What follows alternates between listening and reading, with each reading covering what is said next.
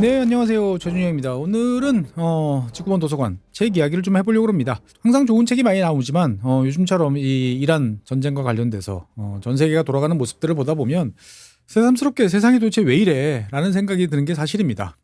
그러면서 뭔가 책 속에서 우리가 모르던 어떠한 새로운 질서, 규칙, 지식, 정보 이런 거를 찾아내보고 싶다라는 생각이 참 많이 드는 거죠. 진짜 우리가 지금 보고 있는 세상은 협상하던 상대를 갑자기 뒤통수를 탁 쳤는데 다시 또 협상하자. 이렇게 이야기를 하는 이게 말이 돼? 라는 생각이 좀 드는 거죠. 어떻게 보면 이번 전쟁을 보면서 과거에 이제 20년 더 전이죠. 아들 부시 대통령이 이제 이라크를 침공하기 위해서 유엔에 가서 얘네들이 대량 살상 무기를 만들고 있어요. 수없이 이야기를 하고 논리를 부여잡고 막 동의를 받기 위해서 노력하고 했던 그런 모습은 참 순진한 전쟁이었구나라는 생각도 사실 좀 듭니다. 다른 한편으로 보면 여러 번 말씀드렸습니다만 군사력으로 봤을 때는 정밀 타격 능력이 매우 늘었죠. 그리고 상대방이 우리를 공격한다 하더라도 미사일을 요격하는 능력도 많이 좋아졌습니다.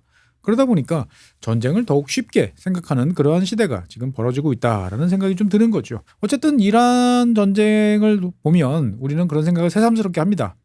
그 나라가 어느 지역에 어디에 자리를 잡고 무엇을 깔고 앉아 있는지가 정말 매우 중요하다라는 생각이 드는 거죠.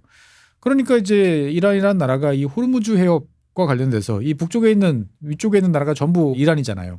이렇지 않았다면 어떻게 됐을까라는 생각을 한번 해볼 필요가 있습니다.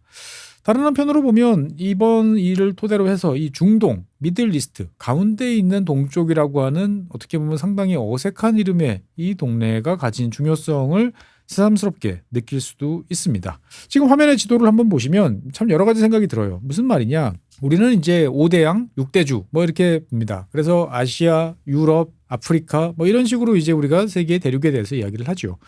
그런데 엄밀히 말하면 이 중동이라는 지역을 중심으로 해가지고 다 붙어 있죠. 그러니까 아프리카 붙어 있고 유럽 붙어 있고 아시아 대륙 당연히 붙어 있는 거죠. 그러니까 결국은 우리 가만 생각을 해보면 우리가 살아가는 이 세상은 지구의 역사, 우리가 인류의 역사라는 것은 결국은 이 유럽과 아시아를 포함하는 중동을 포함하는 유라시아라고 부르는 지금 화면에서 보는 이런 지역의 역사와 갈등 그리고 충돌 여기가 어떻게 보면 인류의 역사가 아닌가라는 생각이 좀 듭니다. 예나 지금이나 그렇지 않았나라는 생각이 들어요. 지금도 남미 어디선가는 무슨 일이 벌어지고 있고 아프리카에서도 반군들 국가 간의 전쟁 여러 가지 일이 벌어집니다만 별로 신경 쓰지 않죠.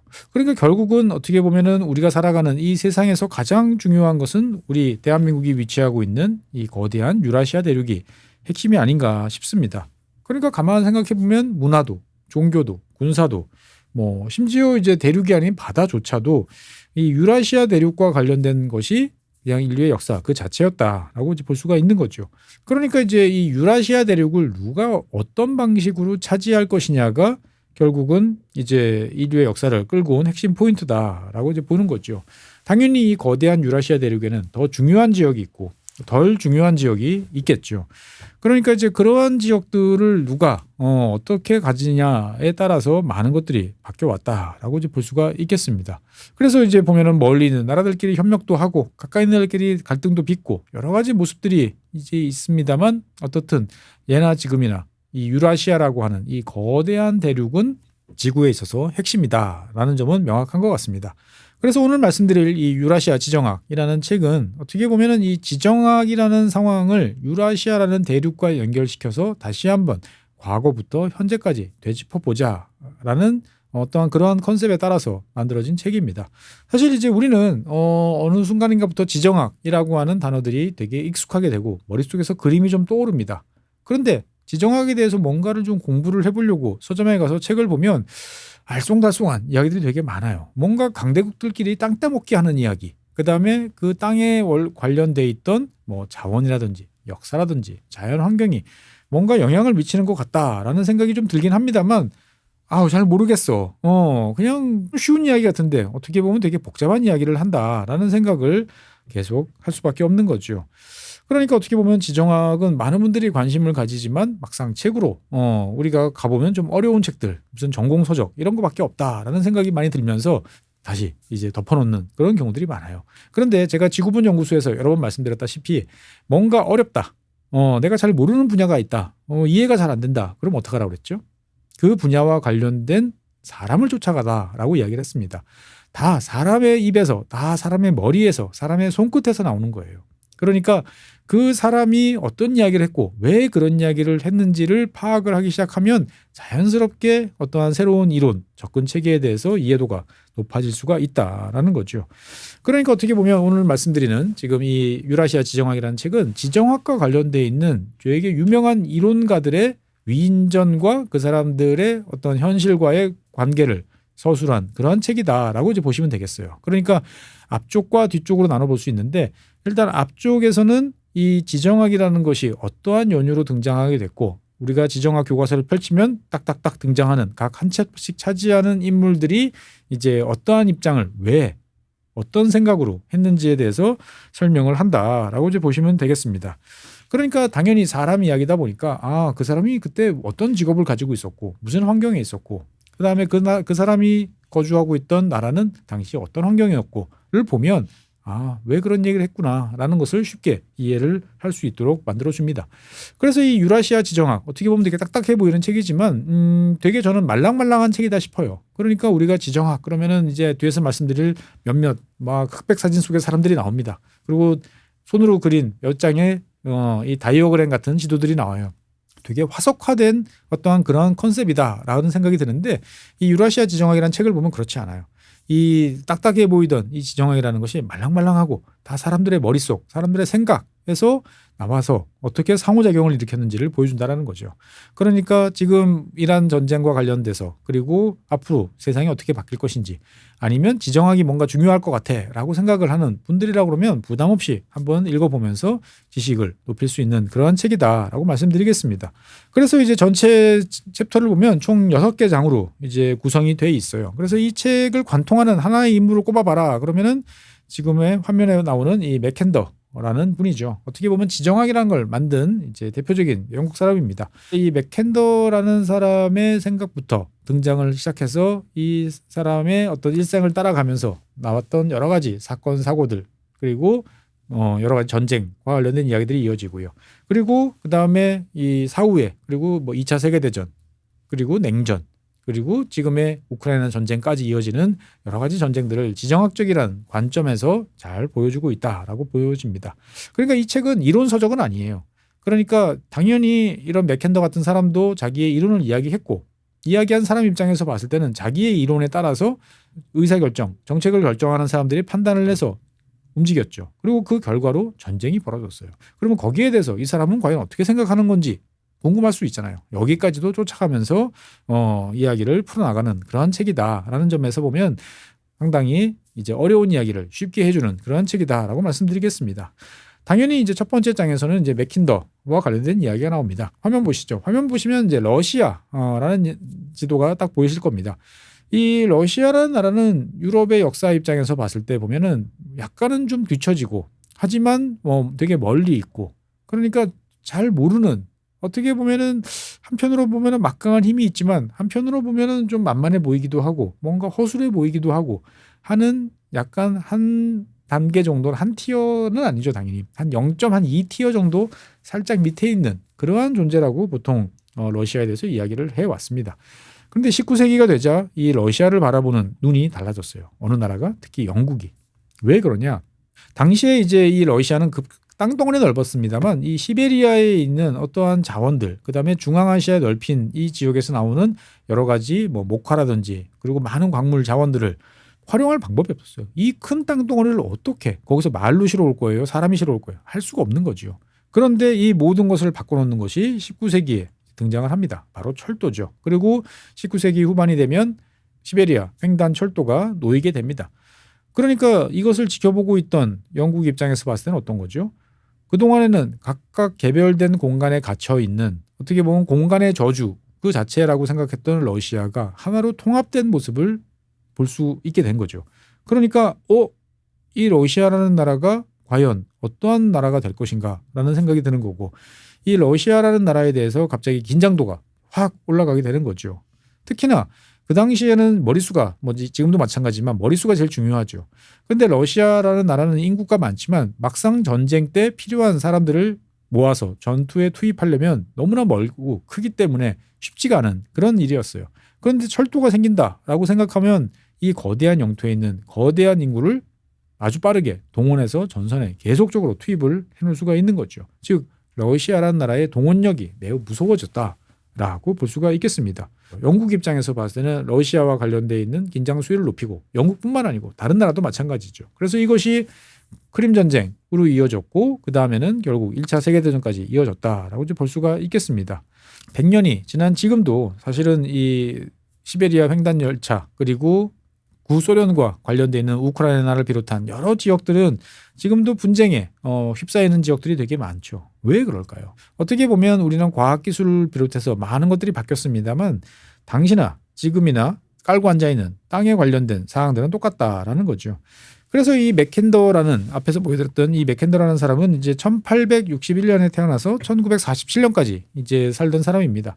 그러니까 이제 두 차례 세계대전을 모두 다 이제 목격을 한 거죠. 그러니까 이 역사와 관련돼 있는 그리고 지리와 관련돼 있는 큰 힘을 이제 인식을 하고 있고 그러한 힘들이 어떤 작용으로서 이게 일어나는지를 멀리서 하지만 냉정하게 잘 지켜보던 사람이다라고 이제 볼 수가 있겠습니다. 그래서 이 맥켄더의 이론의 핵심에 따르면 그런 거죠. 지리적 조건이 모두가 패권을 추구해 강대국이 되고 싶어해. 하지만 그 나라가 처해 있는 어떠한 지역의 땅을 갖고 있어야 되잖아요. 그 지역이라고 하는 지리적 조건이 패권을 향한 투쟁에 있어서 많은 조건들을 규정을 해버린다라고 이야기를 하는 거죠. 즉 자연이 인간을 통제한다. 하지만 아까 말씀드린 것처럼 그 자연이 인간을 통제하지만 인간의 기술이 또 그것을 바꿔놓을 수도 있다라고 이제 보는 거죠. 결국 러시아의 이런 성장은 영국의 입장에서 봤을 때는 상당히 공포스럽게 다가왔고요. 러시아의 팽창에 대해서 맞서야 된다라고 생각했던 영국은 유라시아 대륙 전체를 놓고 거대한 그레이트 게임을 이제 전개를 하게 됩니다. 잘 아시는 것처럼 그래서 서쪽에서부터 저 동쪽까지 가면서 결국은 대한민국의 저 검은도까지 이제 가는 거대한 게임이 이제 벌어지게 됩니다.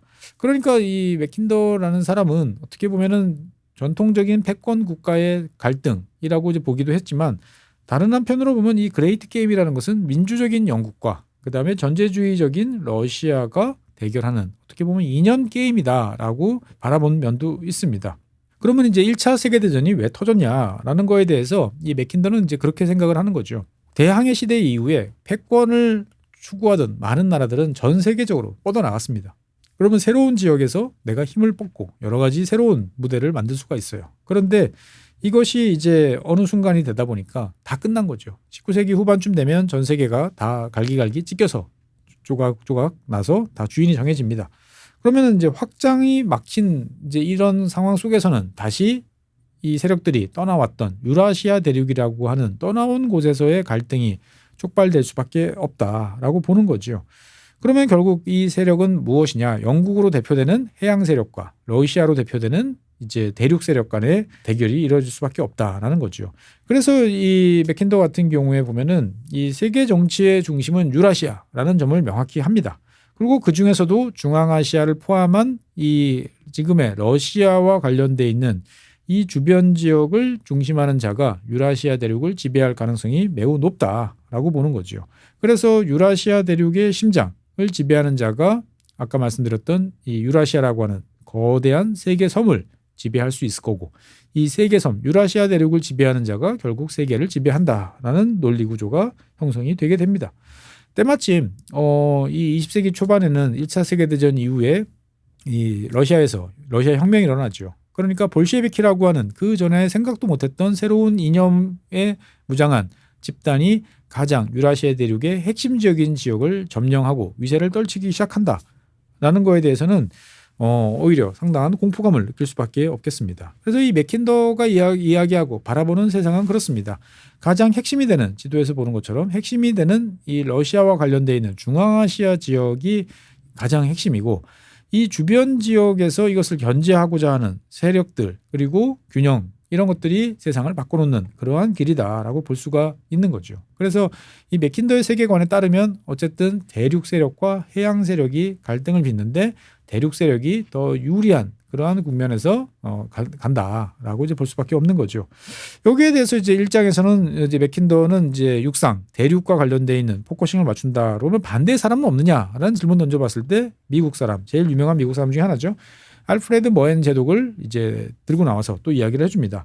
사실 이제 이 머헨 제독 같은 경우에는 미국식 지정학을 만들어낸 최고의 인물이다라고 이제 볼 수가 있죠. 그래서 이 양반의 책 지금 오른쪽에 있는 책입니다. 그러니까 역사에 있어서 해군력의 영향이라고 하는 이 책은 상당히 이제 전 세계적으로 많은 이제 변화를 만들어냈죠. 그러니까 이제 어떤 나라가 어떻게 해양 강국이 되는가라는 조건을 이제 탐구를 이제 하고 그러면서 이제 바다를 지배한 자가 전 세계를 지배할 것이다라는 것을 이야기를 합니다. 즉, 이 머헨 제독은 당연히 해군이기 때문에 바다의 관점에서 보는 거죠. 그러니까 바다를 지배하는 자가 결국은 전 세계를 지배하기 때문에 해군력을 키우고 각 대륙의 이 해군력의 거점이 될 만한 지역들을 확보를 하고 이러한 노력들을 잘하는 세력이 결국 전 세계를 지배하게 된다라는 거죠.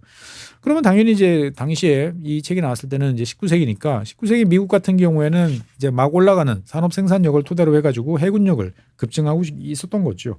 그래서 19세기에 이제 미국이 어떻게 보면은 아메리카 대륙, 북미 대륙 내부의 여러 가지 문제를 해결하고 이제 밖으로 뻗어나갈 때 있어서 제일 필요한 것은 막강한 해군력 그리고 이 해군력에 걸맞는 식민지를 가져야 된다라는 이 알프레드 머헨의 이야기는 당시에 이제 어떻게 보면 미국의 미래를 꿈꾸고 긍정적으로 여러 가지 생각을 하던 정치인들의 마음을 뒤흔들어 놓습니다. 그래서 화면에 보시는 것처럼 이제 이 당시에 이 20세기 초반에 미국을 이끌고 갔던 테오도 루즈벨트 대통령 같은 경우에 보면은 해군력 증강에 나섰고요. 그리고 해군력을 토대로 해가지고 주변 남미, 중남미 지역의 여러 나라 일에 대해서 간섭하고 통제하는 그런 모습들을 이제 보여왔다라고 볼 수가 있겠습니다. 그래서 이 알프레드 머헨 제독의 이 책은 어떻게 보면은 바다, 해양에 대한 중요성을 너무나 중요하게 그리고 핵심적인 사항을 잘 알려준 거죠. 그래서 미국뿐만 아니고 다른 나라에서도 되게 팬들이 많습니다. 영국에서는 우리가 알고 있는 처칠, 그리고 독일에서는 베를린 황제 이런 사람들이 다 이 마한 제독의 책을 읽고 해군이 미래야, 해군력을 키워야 돼, 해군에 돈을 쓸어넣어. 라고 이제 만들었다라고 이제 볼 수가 있겠습니다. 즉, 이 바다는 전 세계 바다가 다 연결돼 있죠. 그러니까 어떻게 보면 알프레드 머헨의 이제 해양 세력과 관련돼 있는 이 내용들은 잘 읽다 보면 결국은 전 지구적인 전략으로 당연히 연결된다라는 것을 볼 수가 있겠습니다. 그래서 이 머헨 제독 같은 경우에도 당연히 유라시아 대륙이 제일 중요해라는 점에 대해서는 동의를 합니다. 그런데 이 유라시아를 둘러싼 패권 경쟁은 반드시 병력으로 유라시아 대륙에 상륙을 해서 땅을 점령하는 것이 아니고 해양을 누가 통제할 것이냐에 따라서 많은 것이 바뀐다라는 이야기를 했다는 점에 대해서는 이 앞에서 말씀드렸던 맥켄더와는 정반대에서 세상을 바라봤다라고 이제 볼 수가 있는 거죠. 그러면 이제 이 머헨 제독 같은 경우에는 완전히 바다, 그 다음에 이 맥킨더 같은 경우는 육상, 이렇게 보면은 이 사이에서의 절충점을 또 누군가는 찾아야겠죠. 이 대표적인 존재가 스파이크먼입니다. 스파이크먼 같은 경우에는 제일 핵심이 누구냐라고 봤을 때 보면은 이 바다를 둘러싼 바다와 육지가 맞는 림랜드라고 하는 주변 지역 있죠. 이 지역이 가장 중요하다라고 이야기를 합니다. 왜? 해양 세력과 육상, 대륙 세력이 만나는 곳이고요. 그 다음에 전 세계 인구나 산업이나 많은 것들이 이 지역에 집중돼 있다라는 점들이 이제 당연한 결과 아니냐라는 거죠. 그러니까 상상 속에 이 시나리오를 펼치면 이 핵심부 중심이라고 하는 하트랜드를 지배하는 맥켄더의 사고방식이 맞는 것 같지만 정작 이 유라시아 대륙에서도 제일 중요한 지역은 유럽과 그다음에 아시아의 많은 나라들이 갖고 있는 이 림랜드라고 하는 이 외곽 지역들을 누가 통제하느냐에 달려 있다라고 이제 보는 거죠. 그러니까 어떻게 보면은 세상을 이제 통제하는 패권 국가의 핵심이 어디 있느냐를 둘러싼 여러 가지 논쟁이 지정학의 핵심이다라고 이제 볼 수가 있겠습니다. 미국이란 나라는 거대한 나라고 대륙 국가이면서 다른 한편으로 보면 해양 국가이기도 하죠. 여기에 대해서 입장이 좀 다른 사람들은 없냐라고 이야기하면 제 입장에서는 후반부에 가면은 하우스호프 양반을 들고 나옵니다. 독일 사람이죠. 그러니까 이 하우스호프 같은 경우는 이 나치가 많이 이야기했던 이제 생활 공간과 관련된 이야기를 합니다. 그러니까 좁은 지역에 있는 국가, 하지만 성장하는 나라로서는 그에 걸맞는 이제 생활 공간을 확보하는 것이 반드시 필요하다라는 이야기를 이제 합니다. 그러니까 우리는 이제 이런 생활 공간이라고 하면은 나치, 확장, 뭐 제국주의 이런 식으로 이야기를 합니다만 이 하우스 호퍼가 살던 시절, 독일이 막 팽창하던 시절에 대한 이야기를 보다 보면 여러 가지로 좀 생각이 달라진다라는 것을 볼 수가 있겠습니다. 어떻게 보면 당시에 이제 독일이 꿈꾸던 것은 독일 본토와 더불어서 독일 본토에 필요한 원료, 그다음에 생활 공간, 그리고 소비 시장 이런 것들을 이제 확보해주는 거대한 생활 공간이 필요했고, 이 공간은 결국 뻗어나가면 러시아 그리고 당시에는 소비에트, 소련과 이제 국경을 마주하는 이런 모습을 생성을 했던 거죠.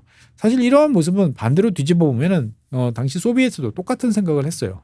단지 달랐던 점이라면 방향이 거꾸로 있다라고 이제 볼 수가 있는 거죠.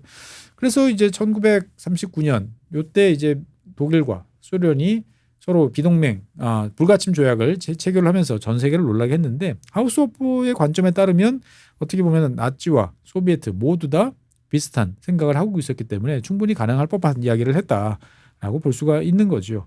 결국 이제 이 책에서 보면은 뭐 소비에트 그리고 이제 러시아 그리고 독일 이어지는 여러 가지 이야기들이 이제 복잡하게 전개되는데, 제일 중요한 것은 결국 전쟁이죠. 그래서 이 2장에서는 그리고 3장에서는 전쟁이라는 것이 지정학적인 관점에서 어떤 식으로 전개가 됐고 그 속에서 우리가 무엇을 염두에 둬야 되나를 보여줍니다. 그러니까 단순히 지정학적인 이론만 계속 소개하는 것이 아니고 2장하고 3장에서는 자 1장에서는 공부하셨죠? 그러면 이것이 현실에서 어떻게 적용되는지 우리 연습 문제를 한번 풀어봅시다라고 이제 보는 거죠. 그러니까 이제 1차 세계대전, 2차 세계대전이 어떻게 터졌고 이것이 발발했는지는 우리는 다 잘 알고 있습니다. 그런데 이것을 지정학이라는 렌즈를 끼고 한번 보는 연습을 2장과 3장에서 한다라고 볼 수가 있겠습니다.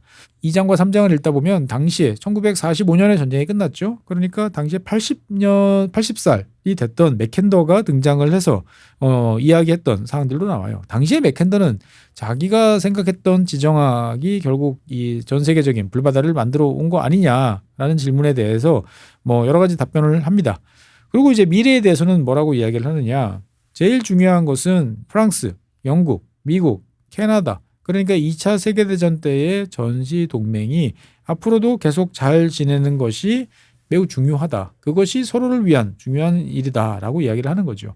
그러니까 단순하게 어떤 나라가 패권 국가이고 그 나라는 다른 나라를 쳐서 그것을 무너뜨린다라는 개념을 벗어나서 민주사회라고 하는 가치를 공유한 집단이 하나의 세력권으로 묶이게 되면 지정학의 질서가 바뀔 수 있다라는 이야기를 하게 됩니다. 어떻게 보면은 이제 그러한 것이 우리가 알고 있는 대서양 조약의 시작이다라고 이제 볼 수가 있는 거죠. 대서양 그 2차 세계대전 터졌을 때 자유, 민주 뭐 이러한 가치들을 내세우면서 연합국이 이제 결성이 됐었는데, 그러한 것들이 이제 세상을 바꿔놓는 그런 쪽에도 지정학이 개입을 했다라고 이제 보시면 되겠습니다.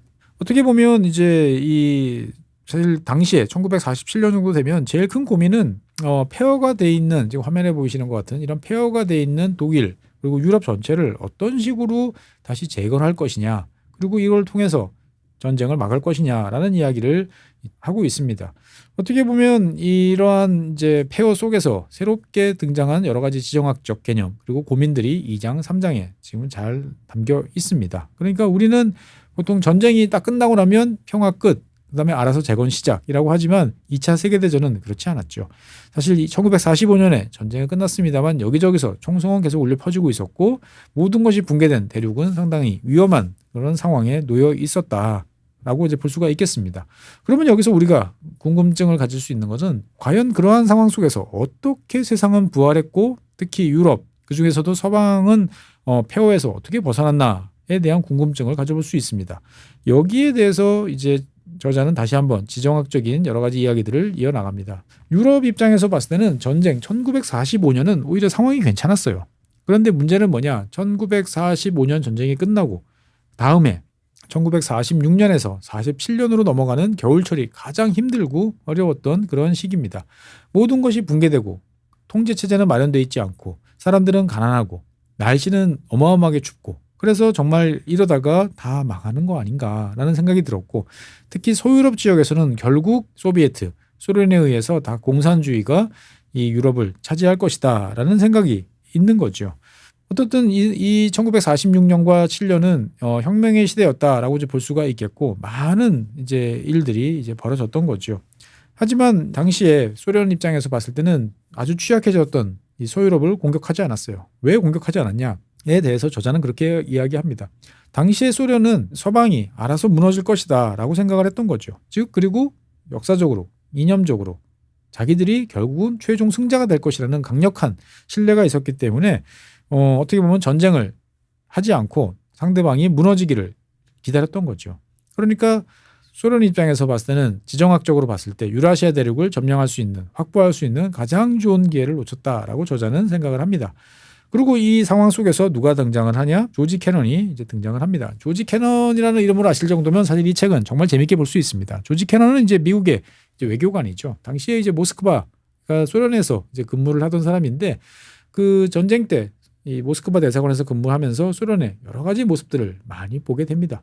그리고 어떻게 보면은 이제 미국과는 전혀 다른 가치관, 사고방식, 경제체제, 사회 시스템을 갖춘 이 경쟁국, 무서워지고 결국 미국한테 적대적이 될 것이 분명한 이 소련이라는 나라를 어떻게 잘 관리할 것인가에 대해서 이제 조지 캐넌은 이제 포이론을 들고 나왔죠. 그러니까 동맹을 모아서 이 소비에트라는 체제를 잘 누르면 이것이 최고의 이제 관리하는 방안이다라고 이야기를 하면서 어떻게 보면 이제 냉전의 서막을 연 인물이다라고 이제 볼 수가 있습니다. 그래서 이제 이 조지 캐넌 같은 경우에 이야기가 이 책의 제 4장에서는 여러 가지 이야기 나옵니다. 그러면서 이 저자는 그렇게 봐요. 어떻게 보면 여러 가지 우연이 맞아떨어졌다라는 거죠. 지정학적으로 봤을 때 유라시아 대륙을 가장 잘 차지할 수 있을 법한 소련은 자기들이 결국 승리할 것이다 라는 판단에 따라서 시기를 우물쭈물하다가 놓쳐보냈고, 반면에 서유럽에서는 그리고 미국에서는 조지 캐넌이라는 사람이 소비에트의 어떤 핵심에 있는 사고를 깨닫고 가장 효과적인 전술을 제시를 해준과 동시에 미국 내부적으로는 마샬 플랜이라고 하는 이 서유럽을 재건하겠다라고 하는 막대한 투자가 이루어지는 거죠. 그러니까 한쪽에서는 소련을 막고 한쪽에서는 유럽 내부를 강화하는 이러한 전략이 만들어지면서 번영하는 서방 세계가 만들어졌다라고 설명을 합니다. 그러니까 이게 단순히 잘나서 아니면 좋은 뜻을 갖고 있어서 된 게 아니고 역사적인 아이러니도 지정학의 입장에서 봤을 때는 크게 작용한다라고 이제 봅니다. 그래서 이러한 이제 마샬 플랜의 가장 중요한 사람은 이제 전쟁을 승리로 이끌었던 이제 마샬 국무장관이긴 합니다만, 그거보다 더 중요한 인물에 대해서 또 설명을 합니다. 그래서 이 책은 약간 위인전 같은 그런 생각도 들어요. 이 화면에 보시는 이분은 누구냐라고 하면은 이제 애치슨입니다. 애치슨 국무장관.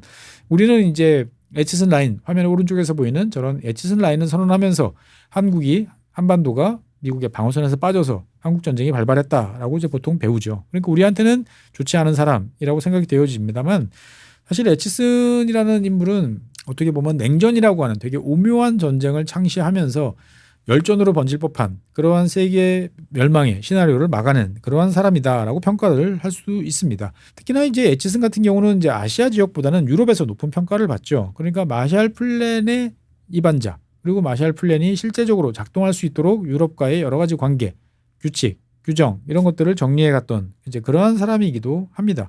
그래서 이제 미국은 처음에는 이제 이 나라들을 소련으로 그리고 공산당에 넘어가면 안 된다라는 생각으로 이제 지원을 시작을 했는데, 어떻게 보면 이것이 민주적 가치로 결속된 자유 공동체를 만든다라고 하는 보다 거창한 이념으로 성장을 하게 됐다라고 이야기를 합니다. 그래서 당시에 만들어졌던 이제 나토 같은 경우에도 단순하게 이제 공포감이라기보다는 좀 더 좋은 세상을 만들어 보겠다라는 생각까지 겹치면서 자연스럽게 민주주의 국가들의 군사 동맹으로 이제 발전을 이제 하게 됐던 거죠. 그리고 여기에 더해서 마샬 플랜이라고 하는 새로운 경제적인 도움이 더해지면서 당시 소련이 기대했던 것과는 전혀 다른 국제 질서가 만들어졌다라는 이야기를 합니다. 그래서 어떻게 보면 이 슈시 빗나가기를 바라고 있던 이 스탈린 입장에서 봤을 때는 이 마샬 플랜이라는 것이 상당히 자기의 뜻을 이제 거스르는 그런 요소로 간주됐다라고 볼 수 있겠습니다. 그래서 저자는 이제 냉전이 어떻게 시작됐는지 우리는 잘 모르는 이야기죠. 그 시대에 대한 이야기와 더불어서 냉전의 진행 과정에서 주요한 어떤 결정이 어떻게 내려졌고 그 결정의 배경은 무엇인지에 대해서 다각도로 설명을 해주고 있습니다. 그래서 이제 이 4장은 어떻게 보면 지정학의 핵심기, 그러니까 지정학이라는 것은 상대가 나오지 못하도록 하려면 어느 초크 포인트를 묶어놔야 돼라는 것을 중심에 놓고 하는 건데, 미국이나 소련이나 모두 다 여기에 대해서 골몰하던 이제 그런 시기다 보니까 가장 지정학의 전성기다라고 이제 볼 수가 있는 거죠. 당시에 이제 미국이 결국은 승리를 했죠. 이 승리 원인에 대해서 여러 가지가 있습니다만 이 저자는 이 마셜이라고 하는 마셜 플랜의 주인공을 다시 들고 나옵니다. 그러면서 무슨 이야기를 하느냐. 마셜이 가장 핵심은 뭐냐. 미국이 소련을 상대하는 데 있어서 군사력이 모든 문제를 해결해 주지 않는다. 그럼 뭐냐. 상대를 미국이 가장 잘할 수 있는 링으로 끌어올리는 게 가장 핵심이다라는 거죠. 즉 미국이 비교 우위를 가진 지역으로 소련을 끌고 와서 미국한테 유리한 게임을 전개하는 것이 낫다라는 거죠. 그럼 그것이 뭐죠? 자유, 민주, 풍요로움. 어떻게 보면 이 판을 만들어 놓고 여기서 누가 더 잘하는지를 전 세계에 보여주자라는 말로써 소련을 미국이 유리한 판으로 끌어들였고 그리고 그 결과를 이제 보여주면서 승리로 이제 이끌어냈다라고 이제 보는 거죠. 그러니까 어떻게 보면은 이 저자는 우리가 그냥 시간대별로 그냥 단순히 키워드로 알고 있는 것을 지정학 그리고 등장하는 인물들을 엮어서 하나의 거대한 그림을 그려내는 탁월한 재주를 가지고 있다라고 말씀드리겠습니다. 그리고 이제 냉전이 끝난 다음에는 시간을 훅 뛰어넘어서 제5장에서는 이제 두 번째 유라시아 대륙 시기다라고 해서 2022년 우크라이나 전쟁으로 넘어갑니다. 우크라이나 전쟁은 지금 벌써 4년째 진행이 되고 있죠. 그래서 이 저자는 왜 두 번째 유라시아 시대로 보느냐. 결국 이 전쟁은 유라시아 대륙에서 가장 핵심적인 두 대륙 세력 어디죠? 전쟁을 치르고 있는 러시아 그리고 우리와 국경을 맞대고 있는 중국. 이 가장 유라시아 대륙의 핵심 지역을 차지할 수 있는 역량을 가진 두 세력이 결속이 강화되면서 어떻게 보면 우크라이나 전쟁은 두 번째 유라시아 대륙의 시대로 지금 만들고 있다라는 이야기를 하고 있습니다. 우크라이나 전쟁의 발발 이유에 대해서는 여러 가지로 사실 이야기가 많았었죠. 이게 나토의 동진 때문에 일어났다. 푸틴 대통령의 어떻게 보면 편집증적인 집착이었다. 여러 가지 이야기를 합니다. 그런데 이제 이 유라시아 지정학 이 책의 저자는 그런 식으로 평가를 해요. 그러니까 이게 미국의 어떤 여러 가지 판단과 냉전 이후의 행동이 예상치 못한 결과를 만들어냈다라고 이제 보는 거죠. 그러니까 사실은 냉전이 딱 끝난 다음에 모든 카드는 미국이 지고 있었어요. 근데 미국 입장에서 봤을 때는 더 이상 냉전이 없는 상황에서 새로운 질서를 만들어내는 게 너무 벅차고 버거웠다라고 저자는 판단을 합니다. 사실 맞는 말이겠죠. 그러니까 당시에 미국은 냉전의 동맹 냉전의 시스템을 유지를 하면서 이것이 지금 소련이 무너졌지만 그 이후에 벌어질지 모르는 여러 가지 일들에 대해서 대비한다라는 되게 보수적인 태도를 가졌다라고 평가를 합니다. 당연히 이제 이런 상황이다 보니까 나토라는 존재, 적이 없어졌지만 존재를 하는 거고 그러면서 여러분들 잘 아시는 것처럼 동쪽으로 끊임없이 이제 확장이 이제 돼가는 그러한 상황을 만들어낼 수밖에 없습니다. 그러면서 이제 선후가 바뀐 거죠. 처음에는 이러한 나토라는 것이 자유민주주의 체제의 어떤 확산, 편입이라는 것은 아니었어요. 그런데 하다 보니까 이게 자연스럽게 자유민주주의 체제로의 편입 그리고 자유주의의 확산 이것이 올바른 것이고 맞는 것이다라는 생각을 하면서 이것이 나토라는 군사동맹과 그다음에 가치가 묘하게 결합되는 모습이 등장을 한 것으로 저자는 분석을 합니다. 어떻게 보면 일견 이제 타당하죠. 그런데 문제는 뭐냐? 이 5장에서 저자는 되게 용감한 발언을 합니다. 무슨 말이냐? 우리는 너무 대한민국 국민이라면 너무 당연하게 생각하는 자유민주주의, 자유주의 이게 의외로 많은 나라에서는 그렇게 매력적이지 않았다라는 이야기를 합니다. 즉 어떻게 보면 한 국가의 여러 가지 사회체제, 경제체제, 역사, 지리적 환경, 기타 등등 여러 가지들이 존재한다라는 거죠. 그러니까 그러한 다른 상황에서 미국과 소유럽이 이제 자연스럽게 형성하게 됐던 그러한 체제를 이식한다라는 것은 옳지 않았던 판단이고 인기가 별로 없었고 여기에 따른 여러 가지 부작용, 혼란, 긴장감 이런 것들을 이제 유발을 하면서 어떻게 보면은 불필요하게 러시아를 자극한 것이 아니냐라고 이야기를 합니다. 그리고 이제 이 저자는 특히나 이런 상황 속에서 9.11이라고 하는 그 전대미문의 테러 사건이 이 미국의 입장을 또 크게 흔들어 놓으면서 다시 한번 세상을 바꿔놨다라고 이야기를 하죠. 어떻게 보면 이제 당연히 그러면 이 아프가니스탄 이런 이야기가 나와야 될 텐데 저자는 생각을 좀 관점을 달리합니다. 무슨 말이냐? 9.11이 터지고 그다음에 전쟁이 오랫동안 지속이 됐죠. 그런데 미국으로서는 얻는 것이 없어요. 그러면 미국 입장에서 봤을 때는 그동안에 쓴 힘과 비용에 대해서 이것을 다시 재건을 해야 되는 상황에 놓이게 됩니다. 그런데 당연히 그러한 재건은 어떻게? 미 국내에서 그리고 미국 주변 지역에서 이루어지는 것이 먼저죠. 내 집안을 다시 단도리를 잘하는 것이 첫 번째다라는 것은 당연한 생각입니다. 그러면 어떤 일이 벌어지느냐? 그동안에 미국이 주도권을 쥐고 있던 유라시아 대륙이라고 하는 이 세계 섬이라고 하는 가장 중요한 지역에서 미국이 상대방을 풀어주는 그러한 일이 벌어졌다라고 이제 보는 거죠. 그러면서 이제 그 풀어준 거에 대한 여러 가지 이야기를 씁니다. 러시아 이야기도 있지만 저자는 중국 이야기를 되게 많이 해요. 근데 지난번에 이제 브레이크넥에서도 한번 말씀을 드렸습니다만 미국 사람들은 중국에 대해서 잘 모르기 때문에 중국에 대한 묘사 그리고 중국이 어떤 과정을 거쳤는지를 되게 서술을 많이 해요. 근데 한국 사람들 입장에서 봤을 때는 솔직하게 이미 다 알고 있는 내용이에요. 그러니까 그것은 뛰어넘어도 괜찮지 않을까라는 생각이 드는 거죠. 오히려 이제 이 눈을 우리의 지금 2022년 3월달 현 시점에서 우리의 눈을 끄는 것은 이란입니다. 이란과 관련된 언급도 있어요. 저자는 뭐라고 이야기하냐? 이란의 하메네이 이번에 이제 폭사한 이 하메네이가 푸틴에게 그런 제안을 했다고 합니다. 우리의 협력이 즉 이란과 러시아 그리고 중국이 손을 잡으면 미국을 고립시킬 수도 있다라고 이야기를 하는 거죠. 사실 이 이야기는 이제 옛날 옐친 대통령 시절에 러시아 외무부 장관이 처음으로 꺼냈던 삼각동맹이죠.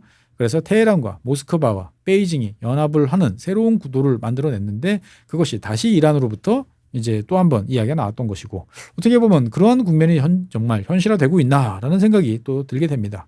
그리고 제 6장에서는 이제 제일 결론인데 이 책의 특징은 맨 마지막에 결론이 뻔한 이야기가 아닙니다. 다양한 시나리오를 전개를 해요. 자, 이야기가 잘 풀리고 상황이 잘 전개되면 이런 식으로 아니면 저런 식으로 이야기가 이제 나오는 거죠. 그러니까 어떻게 보면 저자의 여러 가지 시나리오에 대해서 우리가 한번 생각을 해보고 우리도 상상을 할 수가 있겠다라고 이제 볼 수가 있겠습니다.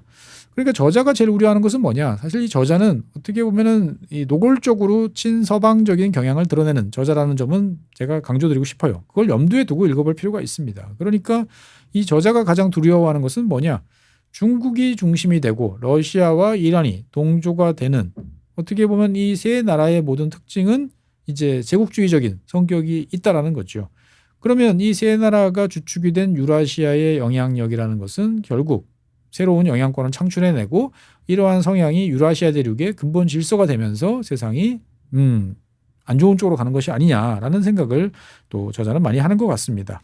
어떻게 보면 이제 이 저자 입장에서 봤을 때는 그러면 미국은 단계적으로 철수를 잠시 하고 중국에 대해서 이제 모든 포커싱을 맞추는 이 전술에 대해서는 어떻게 생각하느냐라는 질문에 대해서도 답을 하고 있어요. 뭐라고 이야기를 하냐면 세계는 격리된 구역으로 나눠져 있지 않다라는 표현을 합니다. 그러니까 중국과 집중할 거야. 그래서 딱 중국과 주변 지역에 집중을 한다고 해가지고 우리의 의도가 달성되는 것은 아니다. 왜? 세상의 모든 것은 연결이 되어 있기 때문에 하나에 집중을 한다 하면 분명히 다른 지역에서는 약점을 드러내고 상대방한테 빈틈을 드러낼 수 있다라는 이야기까지 이제 하고 있는 거죠. 그러니까 이게 참 여러 가지로 생각해 볼 여지가 있다라고 볼 수가 있겠습니다. 어쨌든 이 책은 지정학과 그다음에 위인전 그리고 현재 2026년에 이제 우리가 살아가는 세상을 버무려서 만들어낸 대단히 독특한 스타일의 책이다라고 저는 생각을 합니다. 하지만 이제 이 책의 가장 큰 약점, 한계점이라고 그러면 기본적으로 미국의 시각을 대변하는 그러한 시각이라는 거죠. 그러니까 이제 대륙 세력, 뭐 중국, 러시아, 이란과 같은 이러한 세력들은 좋지 않아, 위험해 라는 것을 밑에 깔고 있고 얘네들을 억제하거나 눌러야 돼라고 생각을 하는 거죠.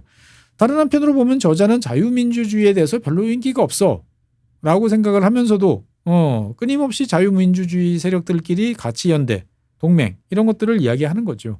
저는 좀 여기에 대해서 저자가 자기가 분석했던 문제인식에 비해서는 조금 너무 단선적인 그리고 평이한 이 폴트라인 단절선을 끊는 것이 아닌가라는 생각이 좀 들어서 좀 아쉬웠어요.